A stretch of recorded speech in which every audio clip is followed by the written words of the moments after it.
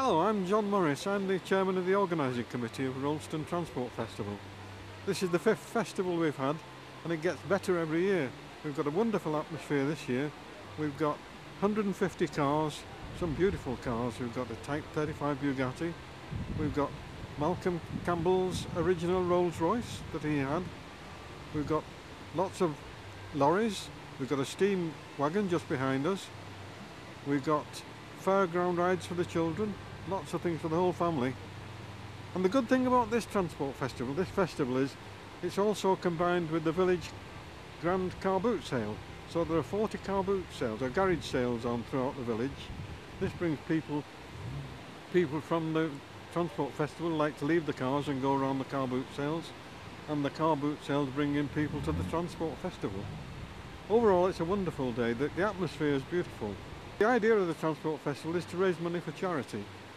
This year we're raising money for the Almshouse Restoration Fund. The almshouses have been in the village for hundreds of years, and they really need modernising and updating, and they're trying to raise 600,000, so a lot of the money from this festival will go to that.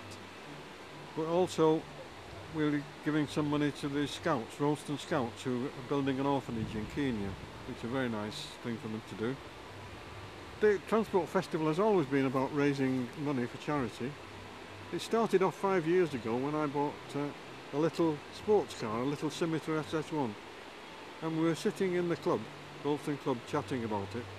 And I said to my friends, you know, there are a number of people with classic cars in Rolleston. I bet we could have a little show on the croft one year. And it says something about the spirit of Rolleston that I mentioned this to other people. And in no time we had an organising committee and I was chairman, and that was the first transport festival, and it's just gone on from there and gone from strength to strength. That year we had about 85 cars. But say this year we've got 150 or more, and we're actually running out of space to put all the people. I've had to turn people away. It's wonderful. This is virtually all voluntary. We are grateful this year. This year for the first time we've got a PA system, and that's by virtue of our local county councillor, Bob Fraser, Councillor Fraser. And I'm very grateful to him for that. That's helped a great deal. All the money we collect is going to charity, and this year our charity is the Almshouse Trust, because we need to re-renovate the almshouses, so that's why we're charging people to come in. It's a 1923 Model T Ford. To be honest, don't know an awful lot about it. It's my father's, but he's not actually here at the moment. He's restored it from new, repainted it, takes it to vintage car shows. I'm afraid that's all I can really tell you. Do you drive it? No. I don't think I'm brave enough to drive it. Honk on the horn then. It's an Austin 7. It's been converted from a two-seater sports into a pickup. Not by me, but then we bought it from a bloke in Exeter off eBay about 8 years ago, and set to it and restored it to the best we can. This is penny farthing. Tell me about your penny farthing. It's 1885, all original. I've just rebuilt it, respoked it, nickel plated all the parts, stove enamelled frame. And it's very nice. I got it from eBay. Oh. The only place to get these things now. And you ride it, do you? Yeah, I might have a go later. Right, let me know and I'll come and see you then when you fall off. Don't say that, I'm not falling off yet. What are you exhibiting? Well, it's my pickup. Ah, Just come in a pickup today. The penny farthing just fits in the back, just the right size for it. So, yeah, nice day to bring it out. Better than last year when it rained. Yeah.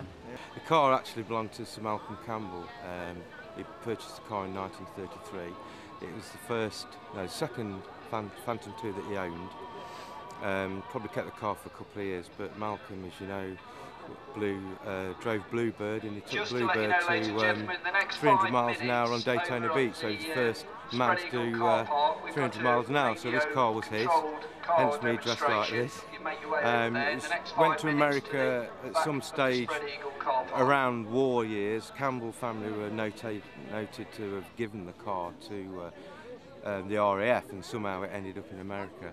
And an American decided to start restoring it when he found it, but he never finished it. He passed away. It got sold to an Englishman probably about 15 years ago. He had it 10 years, did nothing with it, and then another couple of guys bought it, did so much, and now I'm finishing it off, finding all the bugs and things. It got stuck on the Spread Eagle car park last night. It was just not getting enough voltage. Had a lot of work done recently, and the dynamo was found to be faulty. They thought they fixed it, but they obviously didn't, so that's why it wasn't charging properly. So. How many miles have you done now? Oh, I've not done that many miles in it, so I only really drove it. I've probably done about 30 miles in it since I had it last year, because obviously it was laid up over winter. But since it was rebuilt, it's probably only done about 300 miles, so it's still running in. The engine is a 7.5 litre straight six. And it's a Phantom 2 Continental engine. The engine was a derivative of early Ghosts and then into the Phantom 1s, and then it became the Phantom 2s. Latterly, the engine became a V12, which went into the Phantom 3, which that engine was basically the same design as a Merlin Spitfire engine, so you know, Rolls-Royce came a long, long way. It's a Mark 1 GTX LR 2 litre, and it's a special edition that was only released for 3 months before the facelift, which came out in September 1972. It was only made in this colour in ebony black, so all the some extras were put on this vehicle to sell it, really.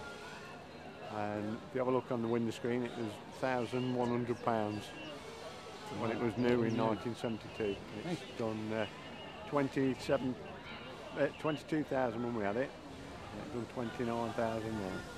So it's just an ongoing restoration, really. Lovely. Got it 14 years. It's a 2004 Maserati 4200 Spider, which I purchased last year, and basically they trialled the Ferrari engine in the Maserati prior to putting it in the F430. So it's a 400 horsepower V8 with a 6-speed manual gearbox on the differential.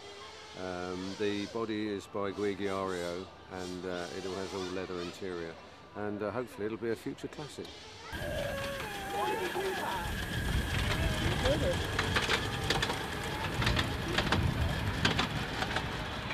I'm here promoting the National Brewery Centre today.